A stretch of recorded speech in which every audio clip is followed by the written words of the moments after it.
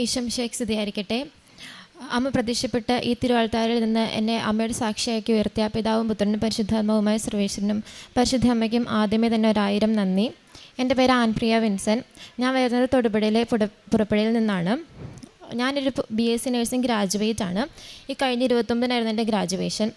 Second year പഠിക്കുന്ന എന്നോട് നീ ഗ്രാജുവേറ്റ് ആവുമെന്ന് ചോദിച്ചാൽ ഞാൻ പറയും ഇല്ല, ഞാനിപ്പോൾ നിർത്തിപ്പോകുന്നൊരു കുട്ടിയാണ് എന്നാണ് ഞാൻ പറഞ്ഞുകൊണ്ടിരുന്നത്. കാരണം സെക്കൻഡ് ഇയർ ഞാൻ നിർത്തിപ്പോകാനിരുന്നത് തന്നെയാണ്. എന്നെക്കുറിച്ച് അതിന് മുമ്പ് ഞാൻ പറയുവാണെങ്കിൽ ഞാൻ +2 അത്യാവശ്യം നന്നായി പഠിക്കുകയും 97% മാർക്കോടുകൂടി പാസ്സാവുകയൊക്കെ ചെയ്തതാണ്. പക്ഷേ അപ്പം ഞാൻ സൺഡേ പള്ളിയിൽ പോകും, അത്യാവശ്യം നന്നായി പ്രാർത്ഥിക്കുകയും കുടുംബ പ്രാർത്ഥനയൊക്കെ നല്ലോണം പങ്കെടുക്കുകയൊക്കെ ചെയ്തിരുന്നു. അതിനുശേഷം പിന്നെ +2 കഴിഞ്ഞിട്ട് ഞാൻ റിപ്പീറ്റിന് പോവുകയും ആ സമയത്ത് കൊറോണയൊക്കെ വരികയും ചെയ്തു. അതെന്നെ സംബന്ധിച്ച് ഫിസിക്കലിയും മെൻ്റലിയും ഭയങ്കര ഡ്രെയിൻ ചെയ്ത് എനിക്ക് ഭയങ്കര ബുദ്ധിമുട്ടുള്ള കുറേ ഒരു കാലഘട്ടമായിരുന്നു. അപ്പം ഞാൻ ദൈവത്തോട് ഞാൻ അത്ര അടുത്ത് നിന്നിട്ടും എന്താണ് എന്നെ ഉപേക്ഷിച്ച്, അങ്ങനെ എനിക്ക് ദൈവത്തോട് ഭയങ്കര ദേഷ്യവും. പിന്നെ ഞാൻ പള്ളിയിൽ പോയാലും അല്ലെങ്കിൽ പ്രാർത്ഥനയുടെ സമയത്ത് ഞാൻ ഈശോയുടെ മുഖത്ത് പോലും നോക്കത്തില്ലായിരുന്നു. അപ്പോൾ അങ്ങനെ ഒരു ഭയങ്കര ഒരു സാഹചര്യത്തിൽ നിന്നതാണ്. അപ്പോൾ അതിനുശേഷം അടുത്ത വർഷം ഞാൻ BSc നഴ്സിങ്ങിന് ചേർന്നു. ഞാൻ വിചാരിച്ചു നഴ്സിങ്ങിന് ചേർന്ന് കഴിഞ്ഞാൽ എല്ലാം ഓക്കെ ആവും, കാരണം മാർക്ക് കുറഞ്ഞ കുട്ടികൾ വരെ പാസ്സാവുന്നുണ്ട്. പക്ഷേ എന്നെ സംബന്ധിച്ചിടത്തോളം ഞാൻ ഫസ്റ്റ് ഇയർ ചെന്ന ഉടനെ എനിക്ക് ഇല്ലാത്ത എല്ലാം, ഞാൻ ആ ഹോസ്പിറ്റലിലുള്ള എല്ലാ ഡിപ്പാർട്ട്മെൻറ്റിലും തന്നെ ഞാൻ അഡ്മിറ്റ് ആയിട്ടുണ്ട്. കാരണം എനിക്ക് വരാത്ത അസുഖങ്ങൾ തന്നെ ഇല്ല. അപ്പം ഒരു അസുഖം വരും, അഡ്മിറ്റ് ആവും. അങ്ങനെ കുറേ ലീവ് എടുത്തുകൊണ്ട് വർക്കിംഗ് പെൻഡിങ് ആയി. പിന്നെ ഫസ്റ്റ് ഇയർ ഞാൻ 3 സബ്ജക്റ്റിന് ഫെയിലായി. അങ്ങനെ സെക്കൻഡ് ഇയർ എന്നോട് പറഞ്ഞു, അമ്മനെ വിളിച്ച് പറഞ്ഞു, കുട്ടീനെ നിർത്തിക്കൊണ്ട് പൊക്കോ, ആ കൊച്ചിന് പറ്റുന്നില്ല എന്നാണ് പറയുന്നത്. ഇന്ന് നിന്നൊരു സാഹചര്യത്തിൽ അമ്മ കൃപാസനത്തെക്കുറിച്ച് അറിയാം, ഇവിടെ വന്ന് ഉടമ്പടി എടുക്കുകയും ചെയ്തു. അപ്പോൾ ഞാൻ ഇങ്ങനെ വിചാരിച്ചു, ഇങ്ങനെ ഉടമ്പടി എടുത്തിട്ട് വലിയ കാര്യമൊന്നുമില്ല, എന്തിനാണ് എന്നെക്കൊണ്ട് ഞാൻ ഇത്രയും ട്രൈ ചെയ്തിട്ട് എനിക്ക് പറ്റുന്നില്ല, അപ്പോൾ പിന്നെ പ്രാർത്ഥിച്ചുകൊണ്ട് എന്ത് കിട്ടാനാണ്. പക്ഷേ അത് വലിയൊരു തെറ്റായ ധാരണയായിരുന്നു. കാരണം ഞാൻ അന്നേരം പ്രാർത്ഥിക്കത്തില്ല. അമ്മ എനിക്ക് പ്രത്യക്ഷകരം പ്രാർത്ഥനയൊക്കെ സെൻഡ് ചെയ്തു തന്നു, പക്ഷേ അതൊന്നും പ്രാർത്ഥിക്കത്തൊന്നുമില്ലായിരുന്നു. പക്ഷെ അമ്മ പ്രാർത്ഥിച്ചു. അങ്ങനെ പ്രാർത്ഥിച്ച് എനിക്ക് ഓട്ടോമാറ്റിക്കലി പതുക്കെ ഞാൻ ആദ്യം കൊന്തയ്ക്ക് പോകാൻ തുടങ്ങി, പിന്നെ കുർബാനയ്ക്ക് പിന്നെ പോകാൻ തുടങ്ങി. അങ്ങനെ ഗ്രാജുവലി ഞാൻ ഭയങ്കര ചേഞ്ചായി. അപ്പം പിന്നെ തേർഡ് ഇയർ പാസ്സായപ്പോൾ ഞാനിങ്ങനെ പറഞ്ഞു, ഫോർത്ത് ഇയർ കഴിയുമ്പോഴത്തേക്ക് ഞാൻ അമ്മയുടെ അടുത്ത് വന്ന് ഉടമ്പടി എടുത്തോളാം എന്നൊക്കെ പറയുകയും ചെയ്തു. അങ്ങനെ ഫോർത്ത് ഇയർ എക്സാമിനെ കുറിച്ച് പറയുവാണെങ്കിൽ എനിക്ക് OBG ഭയങ്കര പാടായിരുന്നു. അപ്പോൾ എക്സാം ചെയ്ത് കഴിഞ്ഞാൽ പുറത്ത് വന്നപ്പോഴത്തേക്കും ബാക്കി എല്ലാവർക്കും എളുപ്പം, എനിക്ക് ഭയങ്കര പാട്. ഞാൻ കാൽക്കുലേറ്റ് ചെയ്തപ്പോൾ എനിക്ക് 37.5 മാർക്ക് വേണം പാസ്സാവാൻ. എനിക്ക് 33 ഞാൻ കൂട്ടിയിട്ടാവുന്നുള്ളൂ. അപ്പോൾ എനിക്ക് നേരത്തെ ആണെങ്കിൽ സങ്കടം വരുമായിരുന്നു. ഇപ്പോൾ ഞാൻ ആലോചിച്ചപ്പോൾ എനിക്ക് സങ്കടമൊന്നും വന്നില്ല. പിന്നെ ഞാൻ അങ്ങ് പ്രാർത്ഥിക്കാൻ തുടങ്ങി. എക്സാം കഴിഞ്ഞു, പിറ്റേ ഞാൻ വന്ന് ഉടമ്പടി എടുത്തു. ഉടമ്പടി ജീവിതത്തെക്കുറിച്ച് പറയുകയാണെങ്കിൽ ഞാൻ അതിന് മുമ്പ് തന്നെ, അതായത് തേർഡ് ഇയർ പഠിക്കുമ്പോൾ തന്നെ അത്യാവശ്യം നന്നായിട്ട് പ്രത്യക്ഷ പ്രാർത്ഥന ചൊല്ലുകയും സന്ധ്യ പ്രാർത്ഥന ചൊല്ലുകയും ബൈബിൾ വായിക്കുകയും ഒക്കെ ചെയ്തിരുന്നു. പിന്നെ ഞാൻ ഡെയിലി എനിക്കൊരു 3/4 മണിക്കൂർ അല്ലെങ്കിൽ 1 മണിക്കൂർ എനിക്ക് വേണ്ടി സ്വന്തമായിട്ട് ഞാൻ പ്രാർത്ഥിക്കാൻ സമയമൊക്കെ കണ്ടെത്തുകയും ചെയ്തിരുന്നു. അതിൻ്റെ ഫലമായിട്ട് എനിക്ക് ഒരു ചൊവ്വാഴ്ച അച്ഛൻ്റെ ഉടമ്പടി ധ്യാനത്തിൻ്റെ സമയത്താണ് എനിക്ക് റിസൾട്ട് വരികയും അത് ഞങ്ങളെല്ലാവരും, ഞാൻ ഉടമ്പടിയിൽ ഞാൻ നിയോഗത്തിൽ വെച്ചിരുന്ന എൻ്റെ 3ാമത്തെ നിയോഗമായിരുന്നു ഇത്. ഞങ്ങൾ 100% ഞങ്ങളെല്ലാവരും പാസ്സാവുകയും ചെയ്തു. ഇതാണ് എനിക്ക് ഗ്രാജുവേഷന് കിട്ടിയ എൻ്റെ ഗ്രാജുവേഷൻ സർട്ടിഫിക്കറ്റ്. ഇതിന് പരിശുദ്ധ അമ്മയ്ക്ക് ഒരുപാട് നന്ദി. പരിശുദ്ധ അമ്മ ഇല്ലാതിരുന്നെങ്കിൽ ഞാൻ ഒരു നേഴ്സേ ആവത്തില്ലായിരുന്നു. ഞാൻ സെക്കൻഡ് ഇയർ നിർത്തി പോകേണ്ട ഒരു കുട്ടിയായിരുന്നു. അടുത്തതെന്ന് പറയുമ്പോഴത്തേക്കും ഇതുപോലെ ഫസ്റ്റ് ഇയറും സെക്കൻഡ് ഇയറും എനിക്ക് കുറേ ലീവ് വന്നതുകൊണ്ട് എനിക്ക് 101 ദിവസം എനിക്ക് ലീവ് എടുത്തതിൻ്റെ കോമ്പൻസേഷൻ ചെയ്യാനുണ്ടായിരുന്നു. അപ്പം നൈറ്റ് കിട്ടുമായിരുന്നെങ്കിൽ ഡബിൾ കോമ്പൻസേഷനായിട്ട് തീർന്നു പോയേനെ. അപ്പോൾ ഞങ്ങൾ 17 വർഷമായിട്ടുള്ള ഞങ്ങളുടെ കോളേജിൽ ഇതുവരെ ആർക്കും നൈറ്റ് കൊടുത്തിട്ടില്ല. അപ്പോൾ ഞാൻ കാൽക്കുലേറ്റ് ചെയ്തപ്പോൾ ജൂണിൽ എൻ്റെ കോമ്പൻസേഷൻ തീരുള്ളൂ. അപ്പോൾ അതിനുശേഷം അന്നേരത്തേക്കും ബാക്കി പഠിക്കാനുള്ള എല്ലാം അല്ലെങ്കിൽ CV കൊടുക്കാനുള്ളതൊക്കെ ക്ലോസ് ആയി പോകും. അപ്പോൾ ഞാൻ വിചാരിച്ചു, ഇങ്ങനെ മാതാവിനോട് പ്രാർത്ഥിച്ചെന്നില്ല, ഞാൻ ഇങ്ങനെ പറയുകയും ചെയ്തു, അമ്മ എനിക്ക് പെട്ടെന്ന് തീർത്ത് തരുവാണെങ്കിൽ നല്ലതായിരുന്നു. അപ്പം എല്ലാ ദിവസവും ഇങ്ങനെ ഇടയ്ക്ക് എനിക്ക് മനസ്സിൽ വരും. അപ്പോൾ ഞാൻ പ്രാർത്ഥിക്കും. അപ്പം ഞാനാണെങ്കിൽ ഇങ്ങനെ ഇരുന്നപ്പോഴത്തേക്കും എൻ്റെ ഡയറക്ടർ അച്ഛൻ്റെ അടുത്ത് ഞാനൊന്ന് ചെന്ന് പറയാമെന്ന് വിചാരിച്ചു.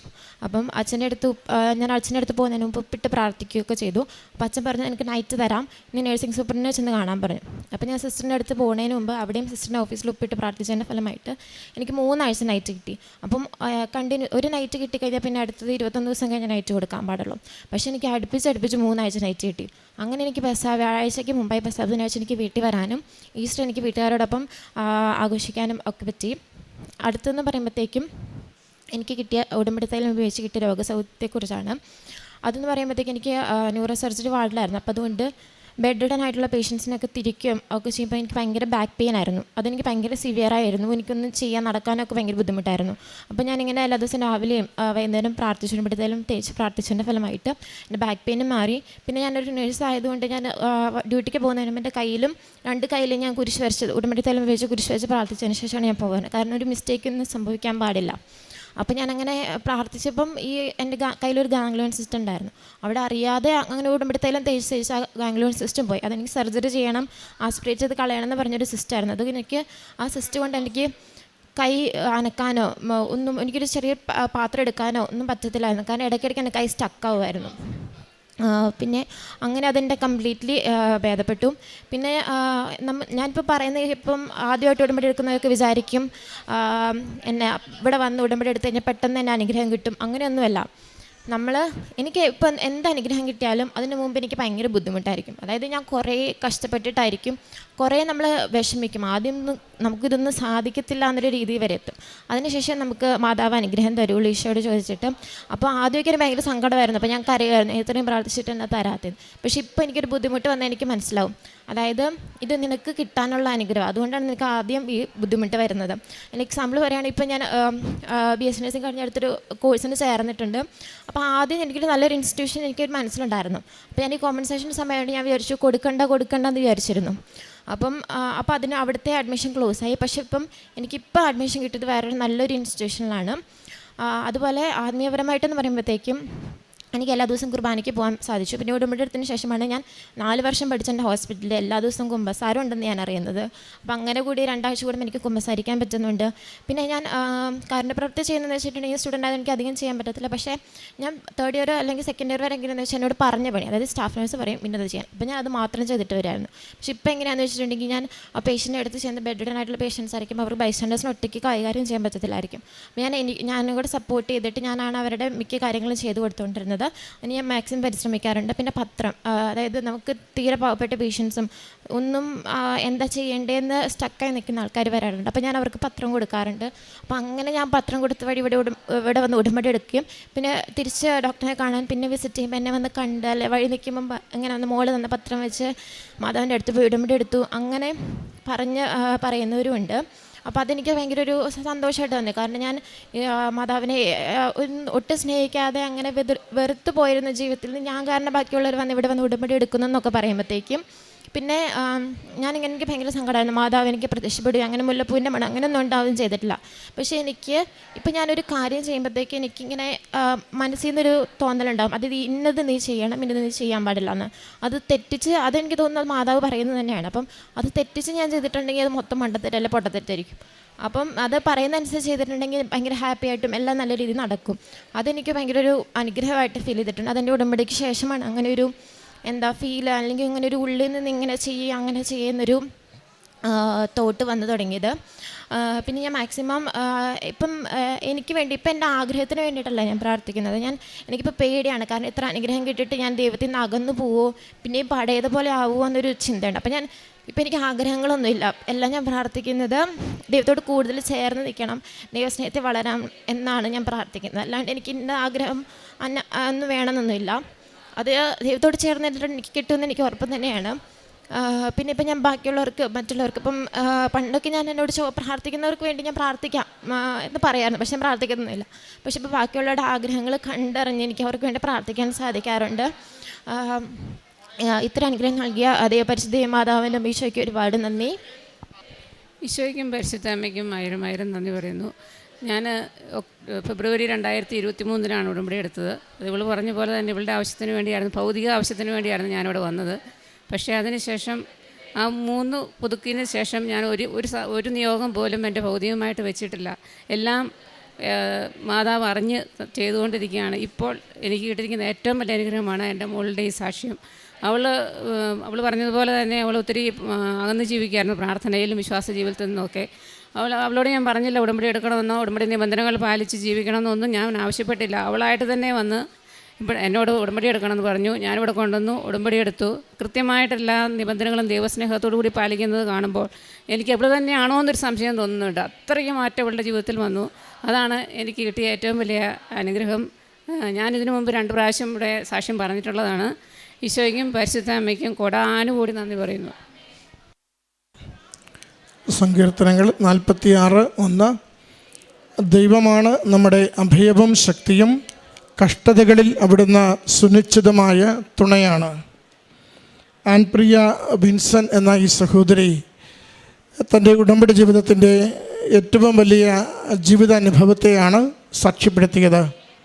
മകൾ പറയുന്നുണ്ട്, തൻ്റെ 2ാം വർഷം നഴ്സിംഗ് പരീക്ഷ കഴിയുമ്പോൾ ഒന്ന് തുടർച്ചയായ രോഗാവസ്ഥ മൂലം ക്ലാസ്സുകൾ നഷ്ടപ്പെടുന്നതിൻ്റെ വിഷയങ്ങൾ, 2, 3 സപ്ലി വന്നതുകൊണ്ട് പഠനം മുന്നോട്ട് കൊണ്ടുപോകാനാവാത്ത സാഹചര്യങ്ങൾ, ഏതാണ്ട് 100-ലേറെ ദിവസങ്ങളുടെ അറ്റൻഡൻസ് ഇല്ലായ്മ, ഇതെല്ലാം കൊണ്ട് നഴ്സിംഗ് പഠനം പൂർണ്ണമായി ഉപേക്ഷിക്കുവാൻ മനസ്സുകൊണ്ട് തീരുമാനിക്കുന്ന നാളുകളിലാണ് അമ്മ വന്ന് ഇവിടെ ഉടമ്പടി എടുക്കുന്നത്. മകളെ എങ്ങനെ പറയണേ മനസ്സിലാക്കണമെന്നൊന്നും അമ്മയ്ക്കറിയില്ല. എങ്കിലും കൃപാസന മാതാവിൻ്റെ കരങ്ങളിൽ മകളെ കൊടുത്തുകൊണ്ട് ഈ നാളുകളിൽ മകളെ പരിപാലിക്കണം എന്നായിരുന്നു അമ്മ പ്രാർത്ഥിച്ചിരുന്നത്. മകൾ പറയുന്നുണ്ട്, ഞാൻ പ്രാർത്ഥന ചൊല്ലാത്ത, അധികം വിശ്വാസമൊന്നും ജീവിക്കാത്ത ഒരു മകളായിരുന്നു. ഞാനിങ്ങനെ എനിക്ക് വരുന്ന തിരിച്ചടികളിലും രോഗാവസ്ഥകളിലും വരാത്ത രോഗമൊന്നുമില്ലായിരുന്നു എന്നൊരു വാചകം കൂടി എടുത്ത് പറയുന്നുണ്ട്. എനിക്ക് വരുന്ന സങ്കടങ്ങളിലും കഷ്ടതകളിലും മനസ്സുമെടുത്ത് തന്നെ നിൽക്കുന്ന വ്യക്തിയായിരുന്നു. പക്ഷേ അമ്മ ഉടമ്പടി എടുത്തതിന് ശേഷം അമ്മ എനിക്ക് പ്രത്യക്ഷീകരണ പ്രാർത്ഥനയും ഉടമ്പടിയുടെ ധ്യാനവും സാക്ഷ്യവും ഒക്കെ അയച്ചു തന്നിരുന്നെങ്കിൽ കൂടിയും അതൊന്നും ഞാൻ ഗവനിക്കത്ത് പോലുമില്ലായിരുന്നു.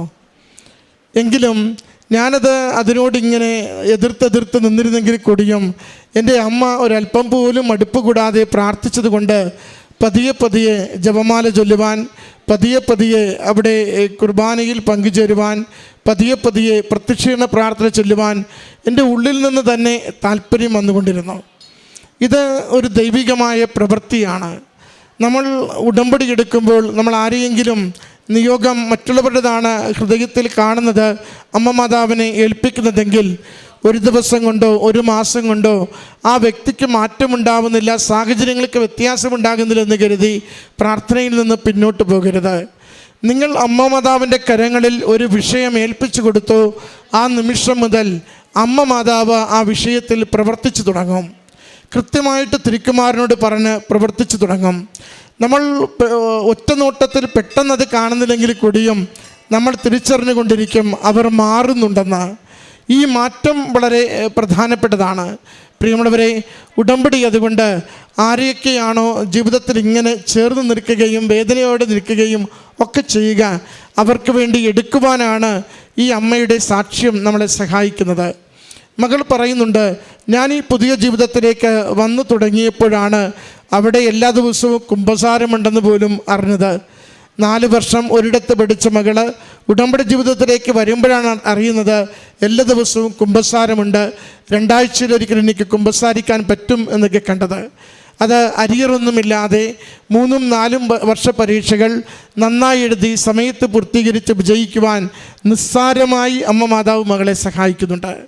മകൾ പറയുന്നുണ്ട്, OBG എക്സാം വളരെ പേടിയായിരുന്നു, 33 മാർക്കിനപ്പുറം എത്ര കൂട്ടിയിട്ട് കിട്ടുന്നില്ലായിരുന്നു, എൻ്റെ കൈവിട്ടുപോയതാണ്. കൈവിട്ടുപോയ വിഷയങ്ങൾക്ക് എവിടെയാണ് ആശ്രയം? അത് ഉടമ്പടി മാത്രമാണ്. കൈവിട്ടു പോകുന്ന എല്ലാ വിഷയങ്ങളും കൊടുക്കേണ്ടിടം അമ്മ മാതാവിൻ്റെ ഈ പ്രത്യക്ഷീകരണത്തിൻ്റെ സന്നിധാനമാണ്. മകൾ പറയുന്നുണ്ട്, പരീക്ഷ എഴുതിയിട്ട് ഞാനിവിടെ വന്ന് ഉടമ്പടി എടുത്ത് ഉടമ്പടി പ്രകാരം ജീവിക്കാൻ തീരുമാനിച്ചു. അത് അമ്മ മോളെക്കുറിച്ച് സാക്ഷ്യപ്പെടുത്തുന്നതും എങ്ങനെ ഇത്ര കണ്ട് മകൾ മാറിയെന്ന് എനിക്ക് പോലും അറിയത്തില്ല. അവരുടെ ജീവിതത്തിൽ വന്ന മാറ്റമാണ് എൻ്റെ ഉടമ്പടി ജീവിതത്തിൻ്റെ ഏറ്റവും വലിയ സന്തോഷമെന്ന്. പ്രിയമുള്ളവരെ, കുടുംബത്തിലുള്ള ഓരോരുത്തരെക്കുറിച്ചും പ്രത്യാശയോടെ ഉടമ്പടി എടുത്ത് ജീവിക്കണം. ഏതെങ്കിലും നമ്മൾ തന്നെ ചിലരുടെ സ്വഭാവങ്ങൾ, ചിലരുടെ പെരുമാറ്റ വൈകല്യങ്ങൾ, ചിലരുടെ സങ്കടങ്ങളും തകർച്ചകളും ഒക്കെ കാണുമ്പോൾ നിങ്ങൾ സംശയമില്ലാതെ അമ്മ മാതാവിൻ്റെ കരങ്ങളിലേക്ക് ആ വ്യക്തിയെ, ആ നിയോഗത്തെ കൊടുത്തുകൊണ്ടിരുന്നാൽ അമ്മ മാതാവ് തിരുക്കുമാരനിലൂടെ നിശ്ചയം അത് പ്രവർത്തിച്ചു കൊണ്ടിരിക്കും. മകൾ പറയുന്നുണ്ട്, ഉടമ്പടി എടുത്തതിന് ശേഷം എൻ്റെ ചെവികളിൽ എപ്പോഴും നിർദ്ദേശങ്ങൾ കിട്ടുന്നുണ്ടായിരുന്നു. അത് ഉടമ്പടിയുടെ വലിയൊരു പ്രത്യേകതയാണ്. അത് കമ്മ്യൂണിക്കേഷനുള്ളതാണ്. അത് സംസാരിച്ചു കൊണ്ടിരിക്കും, സന്ദേശങ്ങൾ കൈമാറിക്കൊണ്ടിരിക്കും. മകൾ പറയുന്നുണ്ട്, ആ സന്ദേശങ്ങൾക്കനുസരിച്ച് ഞാൻ എന്ത് ചെയ്താലും അതെനിക്ക് നന്മയ്ക്ക് ഉപകരിക്കുന്ന രീതിയിൽ മാറിക്കൊണ്ടിരുന്നു. അത് ഒരിടത്ത് മകളത് ജോലിക്ക് വേണ്ടി ആഗ്രഹിച്ചതും എന്നാൽ മറ്റൊരിടത്ത് മകൾക്കത് അനുവദിക്കുന്നതുമൊക്കെ മകൾ സൂചിപ്പിക്കുന്നുണ്ട്. നൈറ്റ് ഡ്യൂട്ടി എടുത്താൽ കോമ്പൻസേഷൻ ദിവസങ്ങൾ കുറഞ്ഞു കിട്ടും, എന്നാൽ 17 വർഷമായി ആർക്കും അതവർ അനുവദിച്ചിട്ടില്ല. മകൾ ചെന്ന് ഉപ്പിട്ട് പ്രാർത്ഥിച്ച് ചോദിക്കുമ്പോൾ 3 ആഴ്ചയിൽ തുടർച്ചയായിട്ട് നൈറ്റ് ഡ്യൂട്ടിക്ക് വേണ്ടിയുള്ള ദിവസങ്ങൾ മകൾക്ക് അനുവദിച്ചു കൊടുക്കുന്നു. ഉടമ്പടി നമ്മൾ അതിനൊപ്പം ഒന്ന് ഒഴുകിക്കൊണ്ടിരുന്നാൽ, ഒന്ന് ഭാരം ഉള്ളിലില്ലാതെ പറന്നുകൊണ്ടിരുന്നാൽ ഉടമ്പടി തന്നെ നമുക്ക് അനുഗ്രഹത്തിൻ്റെ വഴികളും സന്ദേശങ്ങളും കൈമാറിക്കൊണ്ടിരിക്കും. അതാണ് ഈ മകനുടെ സാക്ഷ്യം ലോകത്തോട് പറയുക. ഇത്തരം ചെറുപ്പക്കാർ ദൈവനാമത്തെ മഹത്വപ്പെടുത്തി ജീവിതത്തെ വിശുദ്ധീകരിച്ച് അമ്മ മാതാവിൻ്റെ മക്കളായി ലോകത്തിൽ അമ്മയുടെ കരം പിടിച്ച് ഞങ്ങൾ നടക്കുന്നുവെന്നും ദൈവാത്മാവിൻ്റെ പ്രവർത്തനം ഞങ്ങളിൽ ജീവിക്കുന്നുവെന്നും പറയുന്നതാണ് ഏറ്റവും വലിയ സന്തോഷവും സാക്ഷ്യവും. ഈ മകൾക്ക് ലഭിച്ച ഈ മാറ്റങ്ങൾക്ക്, ഈ അനുഗ്രഹങ്ങൾക്ക് അമ്മ മാതാവിനും തിരുക്കുമാരനും നന്ദി പറഞ്ഞുകൊണ്ട് കരങ്ങളടിച്ച് ഈ സാക്ഷ്യം നമുക്ക് സമർപ്പിക്കാം. അത്യപൂർവ ദൈവാനുഭവങ്ങൾ ഇനി നിങ്ങൾക്കും സ്വന്തം. ഈ യൂട്യൂബ് ചാനൽ ഇതുവരെ സബ്സ്ക്രൈബ് ചെയ്തിട്ടില്ലെങ്കിൽ ഇപ്പോൾ തന്നെ സബ്സ്ക്രൈബ് ചെയ്യുക. ഈ വീഡിയോ ഇപ്പോൾ തന്നെ നിങ്ങളുടെ സുഹൃത്തുക്കൾക്ക് ഷെയർ ചെയ്തുകൊണ്ട് കർത്താവിൻ്റെ പ്രേക്ഷിതരാകുക.